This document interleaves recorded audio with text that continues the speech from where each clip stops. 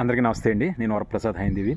ముందుగా ఆంధ్రప్రదేశ్కి ముఖ్యమంత్రిగా బాధ్యతలు చేపట్టిన చంద్రబాబు నాయుడు గారికి, అదేవిధంగా డిప్యూటీ సీఎంగా బాధ్యతలు చేపట్టిన పవన్ కళ్యాణ్ గారికి అభినందనలు. డైరెక్ట్గా విషయానికి వెళ్ళిపోదామండి. పార్లమెంటు సాక్షిగా రాహుల్ గాంధీ గారు ఒక చిత్రమైన వ్యాఖ్యలు చేశారండి. అవి యాక్చువల్గా మతి స్థిమితం లేని వాళ్ళు, ఒక రకంగా చెప్పాలంటే పిచ్చోళ్ళు ఇటువంటి మాటలు మాట్లాడతారు.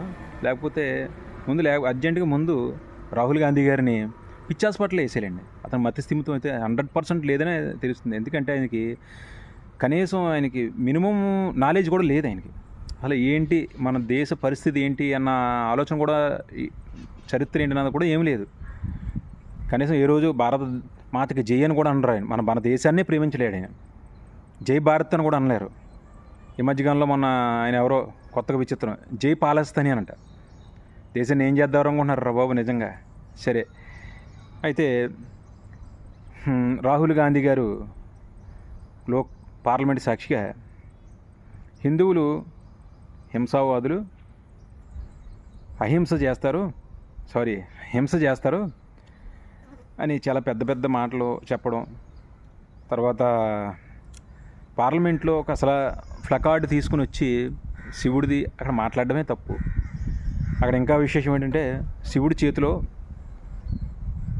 ఒక చేతిలో ఆయుధం ఉంది, త్రిశూలం ఉంది, ఒక చెయ్యి అభయాస్తం ఇచ్చారు, ఆ హస్తం మా గుర్తు ఆయన చెప్పడం జరిగారు. పోన్లే, హస్తం మా గుర్తు అన్నారు, దానికి అభ్యంతరం లేదు. త్రిశూలం ఉంటుంది అన్నారు, దానికి అభ్యంతరం ఏం లేదు. ఇక్కడ అభ్యంతరం ఏంటంటే, హిందువులు హింసావాదులు, హిందూ దేవుళ్ళ దగ్గర ఆయుధాలు ఉంటాయి, అదే మీరు యేసు చూసుకోండి, ఎటువంటి ఆయుధాలు ఉండవు యేసు ప్రభు వారికి, అదేవిధంగా అల్లా గారికి కూడా ఎటువంటి ఆయుధాలు ఉండవు, ఓన్లీ ఒక హిందూ దేవుడికి మాత్రమే ఆయుధాలు ఉంటాయి అని ఆయన చెప్పడం జరిగింది. యాక్చువల్గా ఇక్కడ హిందువులకి, ముస్లింలకి, క్రిస్టియన్స్కి కూడా ఇక్కడ విభేదాలు వచ్చేలాగా ఆయన మాట్లాడడం జరిగింది. ఎందుకంటే క్లారిటీ అన్నది మిస్ అవ్వకూడదు. చరిత్ర గణాంకాలు చూసుకుంటే హిందూ దేవుళ్ళు రాక్షసుల మీద యుద్ధాలు చేయడం, రాక్షసులను సంహరించడం ఇటువంటివి జరిగినాయి. కాబట్టి వాళ్ళ చేతిలో ఆయుధాలు ఉంటాయి. అది మన రాహుల్ గాంధీ గారు తెలుసుకోవాలి. నాకు ఇంకో డౌట్ ఏంటంటే, విచిత్రం, అసలు కాంగ్రెస్ గవర్నమెంట్లో హిందువులు లేరా ఏంటి ఎవరైనా? మరి అటువంటప్పుడు ఇక్కడ హిందువులు అంత అవహేళనగా, హిందువులు హింసావాదులుగా ఇలాగ మాట్లాడడం అనేది ఎంత తప్పు. ఒకసారి కాంగ్రెస్ పార్టీలో ఉన్న హిందువులు కూడా ఒకసారి ఆత్మ పరిశీలన చేసుకోవాలి. ఎందుకంటే మీకంటూ ఏమైనా ఆత్మ ఉంటే కనుక. అయితే పోనీ యేసు ప్రభు వారు బైబిల్, అందులో ఆయన ఏ యుద్ధాలు చేసినట్టు కానీ ఏది ఆధారాలు లేవు, ఏం లేదు. కాబట్టి ఆయనకి ఆయుధాలు లేవు.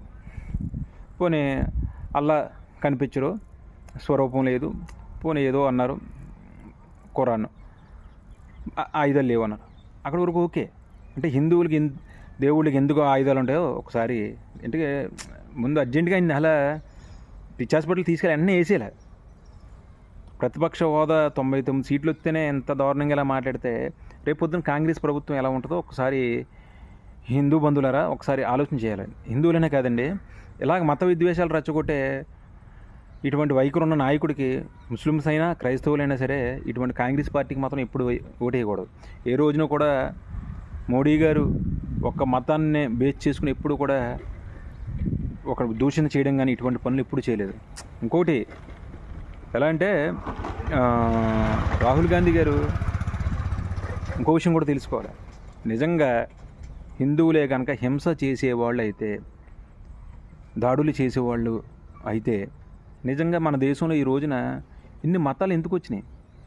క్రైస్తవం అన్నది విచ్చలవిరిగా పెరిగింది, విచ్చలవిరిగా మతవ్యాప్తి చేసుకుంటున్నారు.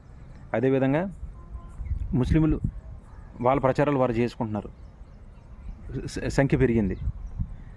మరి అలా అంటే హిందువులు ఇలా హింసించేవాళ్ళు, దాడులు చేసేవాళ్ళు ఇటువంటివి చేస్తే నిజంగా హిందువులు దేశంలో, మరి హిందూ దేశంగానే ఉంటుంది కదా, వేరే మతాలు ఇక్కడ ఏం ఉండకూడదు. అసలు మీరు నిజంగా మీరు అదే పార్లమెంట్లో హిందువులు హింసావాదులు అయితే కనుక మీరు క్రిస్టియానిటీ గురించి మాట్లాడే అవకాశం ఉండదు, మీకు ఇస్లాం గురించి మాట్లాడే అవకాశం ఉండదు.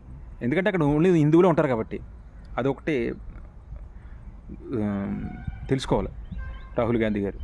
రాహుల్ గాంధీ గారు కాదు, అందరూ కూడా ఈ విషయం తెలుసుకోవాలి. హిందువులు నిజంగా అటువంటి వాళ్ళు అయితే కనుక ఈ దేశంలో ఏ మతం ఉండదు, ఒక ఓన్లీ హిందూ ధర్మం మాత్రమే ఉంటుంది. అదొకటి తెలుసుకోవాలి. అదండి పరిస్థితి. రాహుల్ గాంధీ గారి మానసిక పరిస్థితి ఏం బాగాలేదు, అలా ఉంది, మతిస్థిమితి లేదు. కనుక ముందు అర్జెంటుగా రాహుల్ గాంధీ గారిని తీసుకెళ్ళి పిచ్చి హాస్పిటల్ వేసేయాలి. ఓకేనండి.